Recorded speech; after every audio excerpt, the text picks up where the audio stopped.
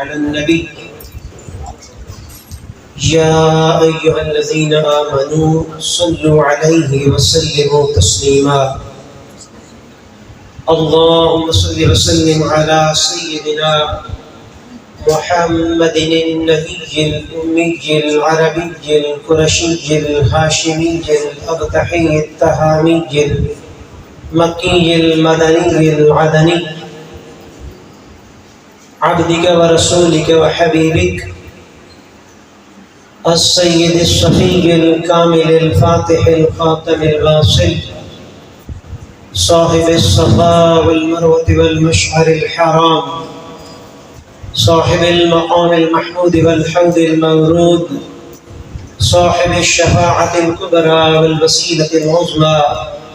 صاحب المكانة العليا والمنزلة الزلفى وقاب قوسين أو أدنى السابق للخلق نوره وللعالمين ظهوره صاحب لسان القدم ومنبع العلم والحكم مظهر سر الوجود معدن الإحسان والجود حبيب الرب المعبود النور البهي والدر النقي المصباح القوي والعريش السقي خاتم النبيين رحمة للعالمين حبيب رب السماوات السبع والأرضين غياث الموجودات وشفيع الخلائق أجمعين وعلى آله وأصحابه وأولاده وأزواجه وأهل بيته وذرياته وأصهاره وأنصاره وأشياعه وأتباعه صلاة طيبة مباركة باقية والسلام مستمرة الدوام على مر الليالي والأيام يا ذا الجلال والإكرام. اللہ رب العزت کا شکر ہے جس کی دی گئی توفیق سے ہم تحریک منہاج القرآن تحصیل جہلم کے زیر اہتمام اس ماہانہ درس عرفان قرآن کی نشست میں حاضر ہے. جیسا کہ محترم فرد صاحب نے آپ کی گوش گزار کیا کہ ہمارے ریگولر مقرر اس درس عرفان قرآن کے تحریک منہاج القرآن کی مرکزی نظامت دعوت کے نائب ناظم اور عظیم اسکالر حضرت علامہ پروفیسر زاہد جمیل صاحب وہ آتے ہیں، مگر آج کیونکہ ٹریفک کی بہت زیادہ بلاک ہے اسلام آباد کے اندر، تو وہ راستے میں یعنی اور کوئی کہیں مجبوری ان کی نہیں ہے کوئی اور نہ کہیں اور خطاب ہے، فقط راستے میں ٹریفک کی وجہ سے، کیونکہ پرسوں یعنی آنے والے دنوں میں مختلف مارچ کے حوالے سے جو فنکشن ہے سرکاری سطح پر یا دیگر جو اس وقت جو پولیٹیکل سچویشن چل رہی ہے، اس حوالے سے وہ ٹریفک کے زیادہ بلاک ہونے کی وجہ سے بر وقت پہنچ نہیں سکتے، تو اس لیے پھر یہ حادثاتی طور پر ڈسٹرکٹ جیلوں کے زیر اہتمام پھر اس کو جو ہے مینیج کرنا پڑ رہا ہے. میں آج کی اس عرفان القرآن کی تقریب کے اندر ضلع جہلم کی معروف علمی شخصیت سرمایہ اہل سنت حضرت علامہ پروفیسر ثناء اللہ تنویر صاحب جو امیر جماعت خدام مصطفیٰ جہلم ہے وہ تشریف لائے، اور اہل سنت کا ایک اور بہت بڑا نام قبلہ سید خلیل حسین کاظمی صاحب مدظ العالی جو جماعت خدام مصطفیٰ کے سرپرست ہیں، اپنی مصروفیات نکال کر تشریف لائے. میں تحریک منہاج القرآن کی جملہ قیادت کی طرف سے اور ذیلی صدر پروفیسر شاہد بشیر صاحب کی طرف سے بالخصوص ان تمام معزز علماء کرام کو صمیم قلب سے خوش آمدید کہتا ہوں.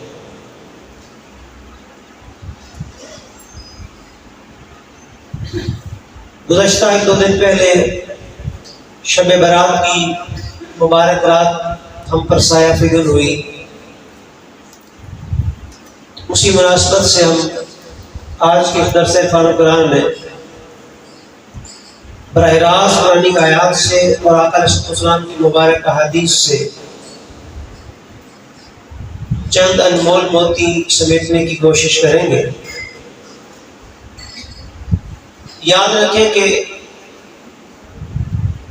ایک چیز ہوتی ہے مقصد، اور ایک ہوتا ہے اس مقصد کو پانے کا ذریعہ۔ مقصد ذریعے کے بغیر حاصل نہیں ہوتا، اور ذرائع اٹسیلف خود مقصد نہیں ہوتے۔ ان چیزوں کو اپنے اپنے مقام پر سمجھ کر اگر انسان سفر کرے تو منزل مقصود تک پہنچتا ہے، ورنہ دونوں چیزیں گڑبڑ ہو جائیں یا ان کے صحیح مفاہیم کا بندہ ادراک نہ کر سکے تو منزل نگاہوں سے اوجھل رہتی ہے۔ مثلا یہاں سے لاہور جانا ہو تو اس کے لیے کوئی گاڑی، کوئی بس، کوئی ویگن، کار، ٹرین اس کا ذریعہ ہے، اور لاہور تک پہنچنا آپ کی منزل ہے۔ تو جس طرح ذرائع کے بغیر منزل پر پہنچا نہیں جا سکتا، اسی طرح ذریعہ از خود منزل نہیں ہوتا۔ ایمانی اور روحانی زندگی کے اندر جملہ اعمال ہیں، فرائض و واجبات ہیں، مستحبات ہیں، یہ سب ذرائع ہیں کسی مقصد کو پانے کے۔ از خود کوئی شے مقصد نہیں ہے۔ آپ نماز پنجگانہ لے لیں، تلاوت قرآن لے لیں، حج، نماز، روزہ، زکوٰۃ لے لیں، محافل نعت کا انعقاد لے لیں، میلاد کے جلسوں کا انعقاد کرنا، دروس قرآن کرنا،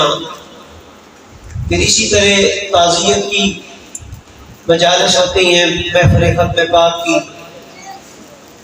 جملہ اعمال حسنہ جو ہے جتنے بھی ہیں یہ سب ذرائع، ان میں سے کوئی شے بھی سیلف از خود مقصد نہیں ہے۔ اور مقصد کیا ہے؟ مقصد ہے دل کو تقویٰ، طہارت اور باطن کے اس اجلے پن کے مقام کو پانا جہاں پہنچ کر مستقلاً اور دائماً دل اللہ سے واصل ہو جائے، اور کسی لمحہ بھی دل اللہ کی یاد سے غافل نہ ہو، دل اللہ کے تصور میں شاغل ہو جائے، دل اللہ سے واصل ہو جائے۔ پھر جز وقتی نہیں کہ بندہ کبھی مجلس میں آیا، مسجد میں آیا، میلاد کے جلسے میں آیا، دل کا تار جڑ گیا، چند منٹ اور چند گھنٹے رہا، پھر دل سے وہ یاد نکل گئی اور وہی دنیا کے گورکھ بندے دل کے اندر سما گئے۔ ایسا نہیں، بلکہ دل مستقلاً اور دائماً اللہ کی یاد میں مستغرق، اس کی محبت کی چاشنی سے سرشار، اس کے تصور میں ڈوبے رہنے میں لذت پانا، اس کی یاد کے اندر ایک چاشنی دل کو ملنا اور اسی کی لذتوں میں مستغرق رہنا، یہ اس کی اعمال کی منزل ہے۔ اب یہ بات تو میں نے تمہیداً عرض کر دی مختصراً،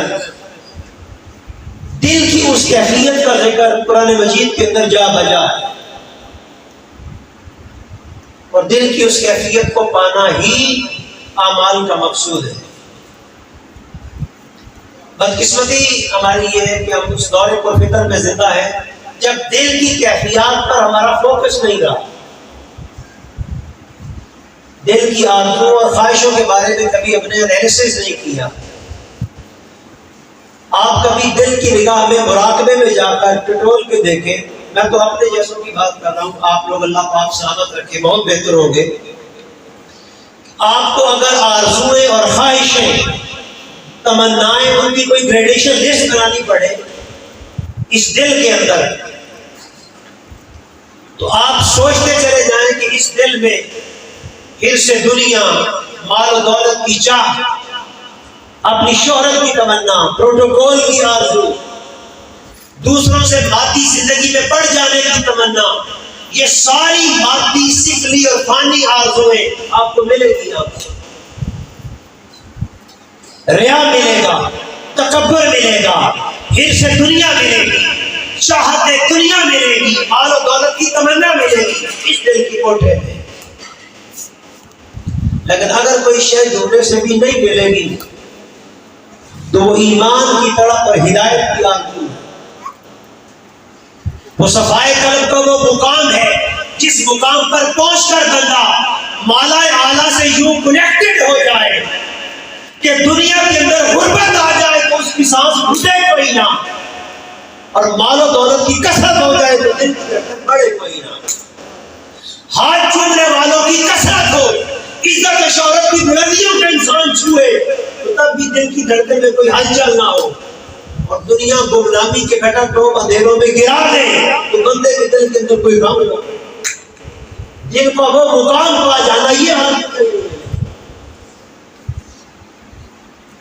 اس لیے میں نے کہا آج کے اس درس میں کیونکہ شب برات کا موقع ہے، یہ مہینہ بنیادی طور پر رمضان شریف کی تیاری کا مہینہ ہے۔ دل کی زمین کو اتنا صاف کرنا، اتنا ستھرا کرنا کہ ہر عجب، ہر تکبر، ہر تنگ نظری، ہر گھٹن، ہر حرص دنیا کی تو جتنے لوازمات ہیں تو اس دنیا سے رخصت، اس دل سے رخصت ہو جائے، اور دل کی زمین اتنی ستھری ہو جائے کہ رمضان المبارک کی وہ برکات ان کو حاصل کرنا بندے کے لیے سہل ہو جائے، اور زمین کی زمین، دل کی زمین ہموار ہو۔ اس پر میں نے سورہ البقرہ کی آیت نمبر 74 تلاوت کی ہے۔ اس کا ظاہر معنی تو اور ہے، حضور سیدی شیخ الاسلام نے اس کے باطنی مہارت کا بھی ایک تفسیر بیان کی۔ اللہ رب العزت نے فرمایا بسم اللہ الرحمن الرحیم ثم قست قلوبکم من بعد ذلک فہی کالحجارۃ او اشد قسوۃ، کہ پھر اس کے بعد بھی تمہارے دل سخت ہو گئے، چنانچہ وہ سختی میں پتھروں جیسے ہو گئے، یا پھر ان سے بھی زیادہ سخت ہو گئے، اس لیے کہ وَإِنَّ مِنَ الْحِجَارَةِ لَمَا يَتَفَجَّرُ مِنْهُ الْأَنْهَارُ، کہ پتھروں میں سے بھی کچھ پتھر ایسے ہیں کہ جن سے نہریں پھوٹ نکلتی ہیں، جو جب پھٹتے ہیں تو نہریں پھوٹ پڑتی ہیں، اور پھر ایک دوسری قسم کے پتھر ہیں جو کم درجے کے وَإِنَّ مِنْهَا لَمَا يَشَّقَّقُ فَيَخْرُجُ مِنْهُ الْمَاءُ، اور کچھ وہ ہیں کہ جب وہ پھٹ جاتے ہیں تو ان سے پانی ابل پڑتا ہے، اور ارد گرد کی زمین جو ہوتی ہے وہ سیراب ہو جاتی ہے۔ پھر کچھ پتھر اس سے بھی کم درجے کے ہیں، وہ ہیں وَإِنَّ مِنْهَا لَمَا يَهْبِطُ مِنْ خَشْيَةِ اللَّهِ، کہ جب پھٹتے ہیں تو از خود رو پڑتے ہیں اور گر پڑتے ہیں۔ وَمَا اللَّهُ بِغَافِلٍ عَمَّا تَعْمَلُونَ، اور اللہ تمہارے کاموں سے بے خبر نہیں ہے۔ اس کی روحانی تفسیر میں حضور شیخ الاسلام نے بڑے خوبصورت مقام بیان کیے کہ یہ دل کی 3 درجات بیان ہوئے۔ پہلا درجہ یہ ہے کہ دلوں کے اندر کچھ دل وہ بھی ہوتے ہیں جو اپنی صفائی میں، ستھرائی میں، تقوی میں، طہارت میں، پاکیزگی میں اور ہر قسم کے رذائل اخلاق سے کلیتاً پاک ہونے میں اس مقام تک پہنچتے ہیں کہ وہ پھر جو کوئی اس دل والے سے محبت کرتا ہے، اس صفائے قلب والے سے جڑ جاتا ہے، اللہ کے اس مقرر بندے سے نفی ہو جاتا ہے، وہ 1000 میل دور بھی بیٹھا ہو، اس کے قلب سے وہ سیراب کرتے ہیں اپنے اس ماننے والے کو، مرید کو، اپنے سے محبت کرنے والے کو۔ یہ شان اولیاء بیان ہو رہی ہے، وہ سیرابی دیتے ہیں۔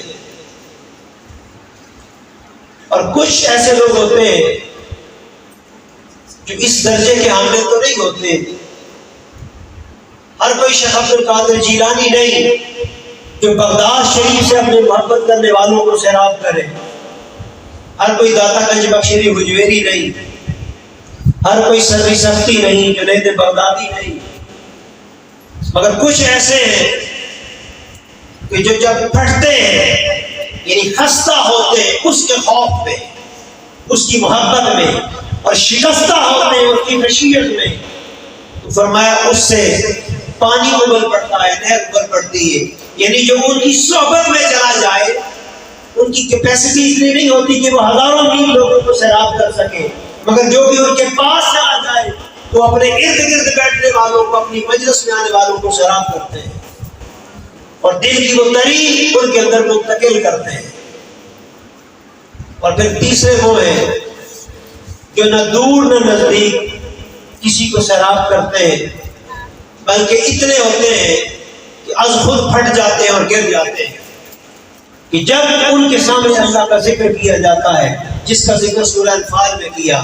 بسم اللہ الرحمن الرحیم. انما المؤمنون الذین اذا ذکر اللہ وجلت قلوبهم.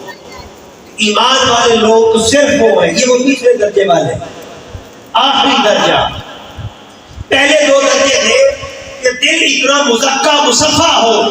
کہ ہزاروں میل دور بیٹھے لوگوں کو بھی سیراب کرتا ہو، ان کے دلوں کو بھی رذائل اخلاق سے پاک کرنے کے قابل ہو.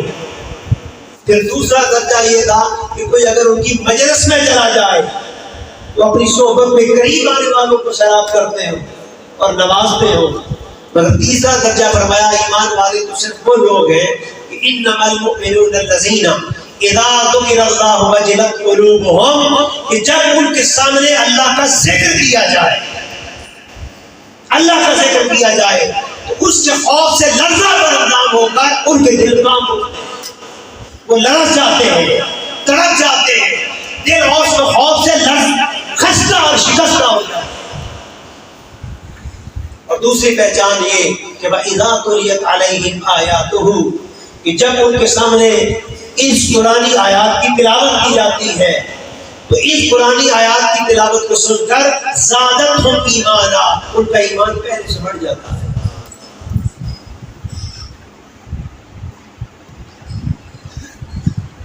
تو اندازہ کریں کہ یہ تیسرا اور آخری درجہ تھا دل کی اس کنڈیشن کا، دل کی اس کیفیت کا. اگر ہم دل کی ان تینوں سطحوں پر اپنا جائزہ لیں تو اس آخری درجے پہ بھی آج ہمارا دل فائز مند نہیں ہے. ہمارے دل کی کیفیت یہ ہے کہ سارا سال نماز تراویح میں قرآن پورا سنتے ہیں اور قرآن کہہ رہا ہے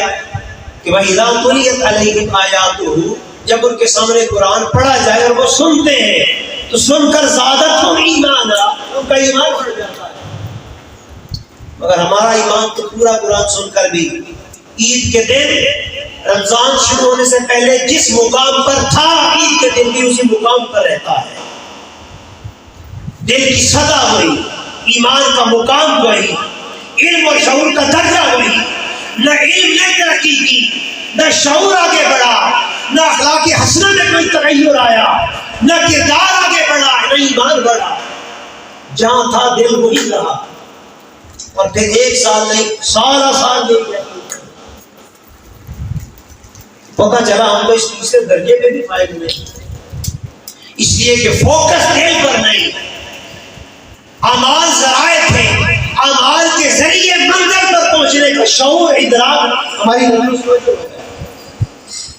ہم نے یہ تجزیہ کرنا اپنی زندگی سے نکال دیا کہ اس ایمان نے یہ جو آقا نے تو فرمایا تھا میری امت کے مومن کے دو دل برابر نہیں، یعنی ہر گزرنے والا دن اسے ایمان کی اگلی منزل پر فائز کرتا ہے. یعنی اس دل میں جو اس نے اعمال کیے، جو نفل پڑھے، جو تسبیح پڑھی، جو درود پڑھا، جو قرآن کی تلاوت کی، جو صلہ رحمی کی، ہر عمل نے اس کے دل کے نور کے اندر اضافہ کیا اور اگلے دن ایمان اگلے درجے پہ فائد ہو گیا، اس سے اگلے دن اگلے درجے پہ فائد ہو گیا. مگر ہم اپنے اعمال کا جائزہ لیں، دن تو کیا ہفتے تو کیا مہینے، اور پھر سال سال گزرتے چلے گئے، ایمان اسی مقام پہ رہا، اخلاق اسی درجے میں رہا، انسان کا رویہ وہی رہا، تنگ نظری وہی، تنگ دلی وہی، حسد وہی، دل کی گھٹن وہی، آنکھ کی خشکی وہی، دل کی پتھر دلی وہی۔ اعمال نے کوئی تغیر پیدا نہ کیا، اعمال تو ذرائع تھے، مگر ہم نے اعمال کا فوکس اس طرح کر لیا کہ سارا سال اعمال رسول دنیا میں بدل گئے۔ یہ شب برات آئی، اس میں پھر صلاۃ و تسبیح ہو گئی، اتنے نفل ہو گئے، اتنی تلاوتیں، اتنی صورتوں کی تلاوت ہو گئی، لوگ ان چکروں میں کھو گئے اور یہ نہ دیکھا کہ اس رات کی تلاوت نے، اس رات کے وظیفے نے، اس رات کی صلاۃ کی تسبیح نے میرے دل کے اندر کیا ہلچل پیدا کی ہے، دل کے اندر کتنی طرف پیدا کی ہے، میرے مولا کی کتنی چاہت پیدا کی ہے، دنیا کے خیالات اور تصورات سے نکال کر مجھے اخروی اعلیٰ کے تصورات میں کتنا مستدرک کیا۔ تصورات نہ بدلے، خیالات نہ بدلے، احوال نہ بدلے، اعمال نہ بدلے، رویے نہ بدلے۔ یہ شب برات ہمیں ہمارے رویوں کے اندر تبدیلی پیدا کرنے کے لیے آتی ہے، اور اعمال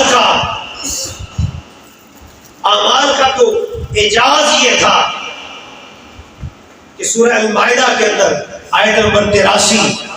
7ویں پارے کی ابتدا ہے، اللہ پاک نے ارشاد فرمایا بسم اللہ الرحمن الرحیم وَإِذَا سَمِعُوا مَا أُنزِلَ إِلَى الرَّسُولِ تَرَىٰ أَعْيُنَهُمْ تَفِيضُ مِنَ الدَّمْعِ مِمَّا عَرَفُوا مِنَ الْحَقِّ يَقُولُونَ رَبَّنَا آمَنَّا فَاكْتُبْنَا مَعَ الشَّاهِدِينَ۔ یہی وجہ ہے کہ آپ ان میں سے بعض سچے عیسائیوں کو بھی دیکھتے ہیں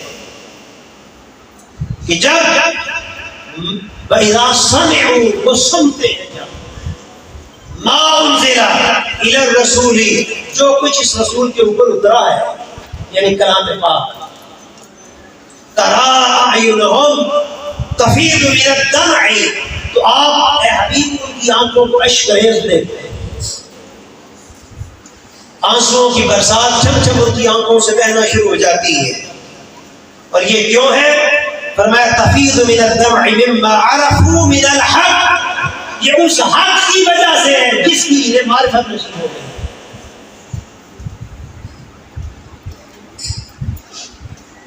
اس سے ایک بات تو بڑی اسٹیبلش ہو گئی کہ قرآن مجید نے کہا کہ جب بندے کو حق کی معرفت ہو جاتی ہے، ایمان کی حقیقت مل جاتی ہے اور ایمان ایک حقیقت بن کے اس کے دل میں اتر آتا ہے، تو پھر آنکھوں سے آنسوؤں کا جاری ہو جانا لازمی ہو جاتا ہے۔ ایسا ہو نہیں سکتا کہ بندہ حالت ایمان میں بھی ہو اور اس کی معرفت پا جانے والا بھی ہو مگر اس کی آنکھ خشک رہے،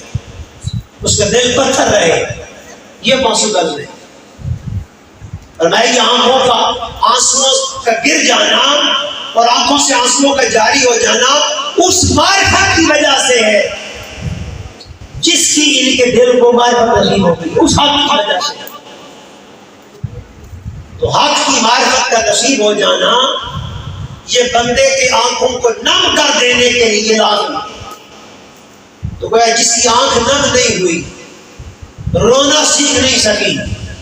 جس کا دل نرم نہ ہو سکا، وہ سمجھ لے کہ ابھی ایمان کی معرفت نہیں دی، ابھی اعمال خشک ہے اور ظاہر کے اوپر پھر رہے ہیں، ابھی اعمال اس قابل نہیں کہ ان کے ذریعے بندے کو تمام ہی آباد اٹھا کر مالا اعلیٰ سے کنیکٹ کر دیا جائے، اللہ کے انوار اور تجلیات کا مشاہدہ کروا دیا جائے ان اعمال کے ذریعے۔ ابھی اعمال کے اندر وہ سبق نہیں، ایمان کا اعمال کا بھی وہ درجہ نہیں کہ ان کے ذریعے اللہ کا مشاہدہ ہو سکے۔ اور یاد رکھیں کہ یہ جو چیز ہے یہ دل پر فوکس کیے بغیر، دل پر دھیان رکھے بغیر نصیب نہیں ہوتی۔ میں نے عرض کیا نا کہ دل جب تک درست نہیں ہوتا، حدیث پاک میں آقا کرام نے فرمایا، حضرت عبداللہ ابن عمر رضی اللہ تعالیٰ روایت کرتے ہیں، میرا آقا نے فرمایا لا یستقیم ایمان عبد حتی یستقیم قلبہ، کہ بندے کا ایمان ہی اس وقت تک درست نہیں جب تک اس کا دل درست نہیں۔ اور لا یستقیم قلبہ حتی یستقیم لسانہ، اور بندے کا دل اس وقت تک درست نہیں ہو سکتا جب تک اس کی زبان درست نہیں۔ پہلے فرمایا لا یستقیم ایمان عبد حتی یستقیم قلبہ، کسی بندے کا ایمان اس وقت تک درست نہیں جب تک اس کا دل درست نہیں۔ اور پھر فرمایا بندے کا دل اس وقت تک درست نہیں جب تک بندے کا اس کی زبان درست نہیں۔ صوفیاء فرماتے ہیں کہ دل کی جو درستگی ہے یہ 4 رذائل اخلاق سے چھٹکارا پا جانے میں۔ نمبر 1 حسد، نمبر 2 ہے تکبر، نمبر 3 ہے ریاکاری، اور نمبر 4 ہے حرص دنیا۔ اب ان چاروں عنوانات کے اوپر اب امام غزالی کو پڑھے احیاء الدین کے اندر تو آپ کو احساس ہوگا اس کی تفصیلات کا۔ حسد والے دل کی علامات کیا ہیں، تکبر والے دل کی علامات کیا ہیں، ریاکاری والے دل کی علامات کیا ہیں، اور پھر حرص دنیا والے دل کی علامات کیا ہیں۔ تو میں پھر عرض کر رہا ہوں، آپ بڑے اللہ کے مقرب بندے ہوں گے، اللہ پاک آپ کو سلامت رکھے۔ میں تو اپنے جیسوں کی بات کرتا ہوں، دل 4 تو کیا ہے، ان چاروں بیماریوں میں مبتلا نظر آتا ہے، اور صوفیاء فرماتے ہیں چاروں میں سے ایک بیماری بھی ہو، اگر فقط حسد ہے تب بھی دل کا دروازہ بند ہے، تب بھی نفل وہ نور پیدا نہیں کرتے، سجدہ بندے کو مشاہدے کی منزل تک نہیں پہنچاتا، تلاوت بندہ سے اللہ کے ہم کلام نہیں کرواتی، بندہ سجدہ کرتا ہے مگر اللہ کے مشاہدے سے معروف رہتا ہے، تلاوت کرتا ہے مگر بندے کو اللہ سے ہم کلامی نصیب نہیں ہوتی، قیام کے اندر نماز میں کھڑا ہوتا ہے مگر وہ بندے کے ایمان کو بڑھاتی نہیں، ایک حسد کی وجہ سے۔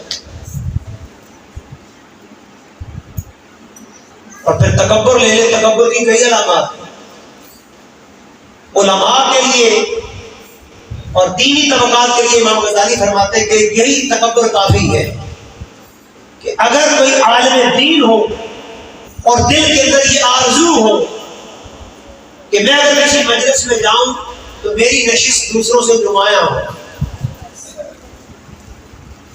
امام غزالی فرماتے ہیں اگر دل میں یہ آرزو ہو اور اس آرزو کے پیش نظر سے وہ مقام نہ ملے اور سب سے پیچھے گمنامی والی نشستوں پہ بیٹھنا پڑے، اور جب وہ بیٹھے گمنام جگہ پر اور کوئی بھی بندہ کھڑا نہ ہو، کوئی اس کو سلام نہ کرے، تو یہ سوچ کر وہ یہ آنکھ بگولا ہو جائے کہ دل کے اندر پشیمانی اور ندامت محسوس ہو کہ یہ عجیب بے قدرے لوگ ہیں، انہیں میری حیثیت کا اندازہ نہیں، دل میں گھٹن آ جائے۔ امام غزالی فرماتے ہیں سمجھ لو یہ حالت متکبر ہے۔ اندازہ کر ہم کس مقام پر کھڑے ہیں، دل پر فوکس ہی نہیں ہے۔ بس ایک علامت، باقی اور کوئی اب 7 علامات آپ نے بیان فرمائی، ہم کس سطح پر ہیں۔ یہی حال پھر ریا کا ہے۔ ریا یہی ہے کہ انسان، اور حضرت فضیل بن عیاض فرماتے ہیں کہ بدقسمتی ہماری ہی ہے اس دور کی، جب وہ لوگ اس دور میں بات کرتے تھے تو آج کہاں ہے۔ فرمایا پہلے لوگ تو وہ تھے جو ان اعمال میں ریا کرتے تھے جو وہ کرتے تھے، ان اعمال میں ریا کرتے تھے جو اعمال وہ کرتے تھے۔ مثلا ایک بندے نے تہجد پڑھی مگر یہ آرزو بھی رکھی کہ مجھے تہجد گزار سمجھا جائے، ایک شخص نے دین کی خدمت کی مگر یہ خواہش رکھی کہ مجھے دین کا خدمت گزار سمجھا جائے، ایک شخص نے تحریک کی خدمات کی، انجام دی، تنظیمات کے اندر بڑی ایفرٹ کی، بڑی کوشش کی مگر آرزو بھی رکھی کہ مجھے اپریشیٹ کیا جائے۔ ایک تو ریا یہ تمنا رکھنا کہ میرے کام کو سراہا جائے، میرے کام کو پسند کیا جائے، نگاہیں میری طرف لپکے، ایک تو ریا یہ ہے۔ فضیل بن عیاض فرماتے ہیں اس سے بڑا ریا یہ ہے کہ انسان ان اعمال کے اندر ریا کرے جو اعمال ہی کو نہیں کرتا، یعنی میں پنجگانہ نماز بھی نہ پڑھوں، لوگ سمجھے کہ میں تہجد گزار ہوں، میں خالی تقریر کر کے آرزو رکھوں کہ بن اعمال کے لوگ مجھے مزکا مصاف صوفیت درویش صوفی باشا سمجھے ماں میری خطابت سن کر میری تقریر سن کر تو عمل کچھ ہو مگر محض تقریر فصاحت بلاغت علم ظاہر کے ذریعے بندہ باطنی طور پر اپنے لیے بہت بڑا مقام چاہنے لگے، یعنی ان اعمال میں ریا کرے جو وہ ریا کرتا ہی نہیں۔ اب ایمان سے بتائیں ہم اس دور پر فکر میں زندہ ہیں یا نہیں؟ میں پھر کہہ رہا ہوں معذرت کے ساتھ، میں اپنے جیسے کی بات کرتا ہوں، اللہ پاک ان علماء کا سایہ سلامت رکھے جن کی وجہ سے ہم جیسے نکمے بھی زندہ ہیں اور ہمارے جیسے لوگوں کے گناہوں پر پردہ پڑا ہوا ہے۔ کئی علماء کرام تشریف فرمائے، اللہ سلامت رکھے، موجود قاضی کامران رسول صاحب تشریف فرمائے، حافظ مظہر حسین نقشبندی صاحب ہے، علماء کرام جتنے بھی اہل سنت کے علماء ہیں۔ میں تو اپنے جیسوں کی بات کر رہا ہوں کہ آج اس سزا کو ہم پہنچ گئے، ان اعمال کے اندر بھی ریا داخل ہو گیا جو اعمال اس میں سے ہمارے دامن کے اندر ہی نہیں۔ وجہ پھر وہی ہے کہ ہمارا فوکس عمل پر نہیں رہا، اور آقا نے فرمایا بندے کا ایمان ہی اس وقت تک درست نہیں، لا یستقیم ایمان عبد، بندے کا ایمان اس وقت تک درست نہیں جب تک حتی یستقیم قلبہ، جب تک اس کا دل درست نہیں ہوتا۔ اور دل کی درستی اس میں تھی کہ اس میں حسد نہ رہے، تنگی نہ رہے، پھر سے دنیا نہ رہے، بھوک چاہ نہ رہے، شہرت کی تمنا نہ رہے، ریاکاری نہ رہے، اور مال و دولت کی حرص نہ رہے کہ مجھے اس کتاب کی عوض کیا ملے گا، مجھے اس مجلس میں کیا ملے گا۔ آپ کو فکسیشن ہوتی ہے، یہ فکسیشن کا دور ہے، کیا سناخاں کیا عالم، کیا گدی نشین کیا سجادہ نہیں۔ ہر کوئی جانے سے پہلے یاد کرتا ہے کہ یہاں سے نکلوں گا تو ملے گا کیا۔ تحریک منہاج القرآن ان مادی صفری تصورات سے ماورا بندے کا تعلق اپنے رب سے اس طرح جوڑنا چاہتی ہے کہ بندے اور رب کے درمیان یہ مادی پردے حائل نہ رہے۔ حضور شیخ الاسلام ڈاکٹر محمد طاہر القادری کا اللہ کی عزت کی قسم کرتے دل یہی ہے، آرزو یہی ہے، ان کی عمر بھر کی کمائی یہ ہے کہ میری محبوب کی امت کے نوجوانوں کے دلوں میں حضور کا عشق اس طرح سما جائے، رب کی محبت اس طرح سما جائے کہ بندے رب کے درمیان یہ مادی پردے نکل جائیں، یہ ریا کے کھیس کے، دکھاوے کے، آرزو دنیا کے، مادی تمناؤں کے سارے پردے ایک ایک کر کے دل سے نکل جائیں اور دل میں صرف اللہ باقی ہو جائے،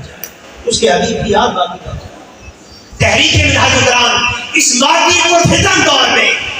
دلوں کی تباہ کاری کے دور میں یہ چراغ لے کر گلی گلی کریا کریا اسی لیے پہلے سفر ہے کہ پھر سے خواجہ جنید بغدادی کی مجالس کی یاد تازہ ہو جائے،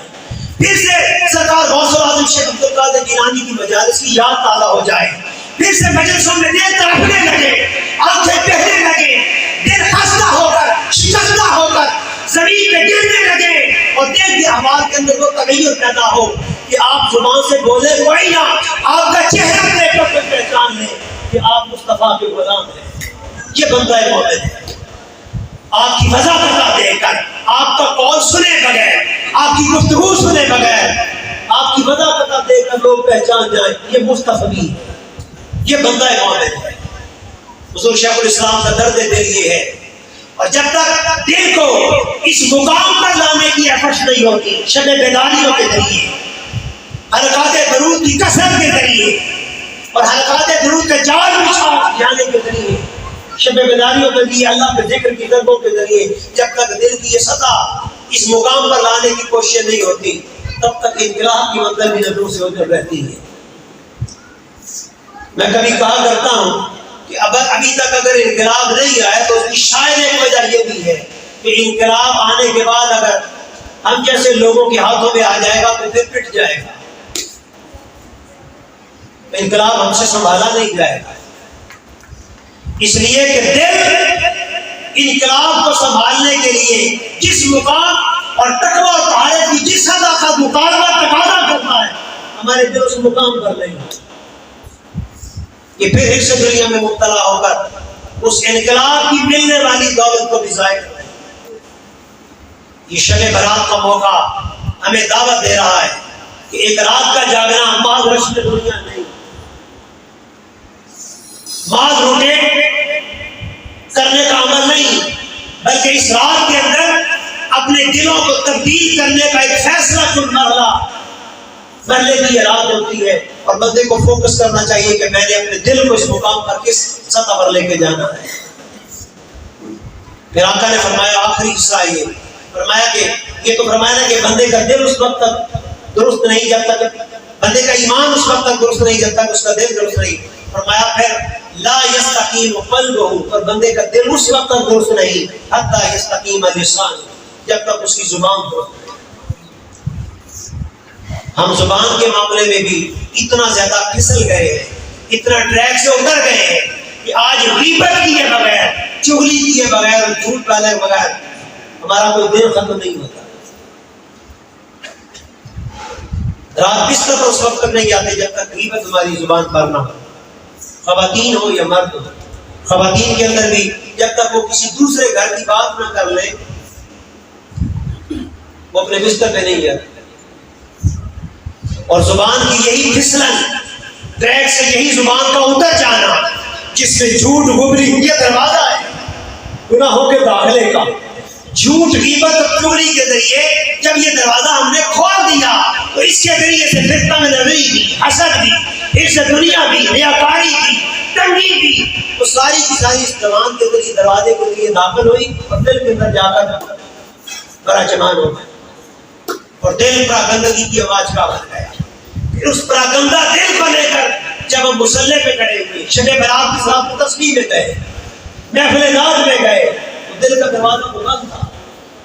اس کی زمین پر تو حسد، بغض، اناد اور ریاکاری کی غلاظتوں کے ڈھیر تھے۔ اس ڈھیر والے دل میں وہ ایمان کا نور کیسے ڈالے؟ عورتیں بھی دیکھیں نا، اگر غلیظ برتن ہو، چکنائی والا، سالن والا، باسی سالن والا ایک برتن ہو، دیگچی ہو، اور آپ دودھ بیچنے والے کے پاس جائیے اور کہیں اس میں دودھ ڈالے تو دودھ نہیں ڈالے گا۔ دودھ نور ہے اور برتن آپ کا چکنائی سے بڑا میلا کچیلا ہے، اس میں دودھ وہ کہے گا بھائی صاحبہ، باجی جی، بہن جی، یہ پہلے دھو کے لائیں اس میں۔ تو اگر ایک دودھ والا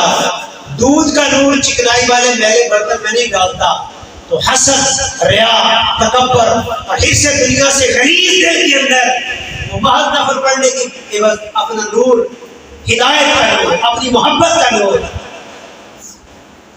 اور اپنی بارگاہ کی حضوری کا نور کیسے ڈال دیں؟ اس درس قرآن کی آج شعبان المعظم کے مبارک مہینے میں پیغام یہی ہے تحریک منہاج القرآن کا کہ آؤ اس ماہ مبارک میں اعمال صالحہ کو یوں ذریعہ بنائیں، نوافل کی کثرت، نفلی روزوں کی کثرت، تلاوت کی کثرت، جو کچھ بھی توفیق ہے، تھوڑے یا زیادہ، اس کی کثرت پر فوکس بے شک نہ کریں، کوانٹیٹی پر نہیں کوالٹی پر توجہ دیں۔ نفل دو ہی ہو، رکوع تلاوت کا صرف ایک ہی ہو کافی ہے زندگی بدلنے کے لیے روزانہ، مگر ہو ایسا کہ تلاوت کے بعد دھیان کرے کہ اس کا اثر دل پر کتنا ہوا ہے۔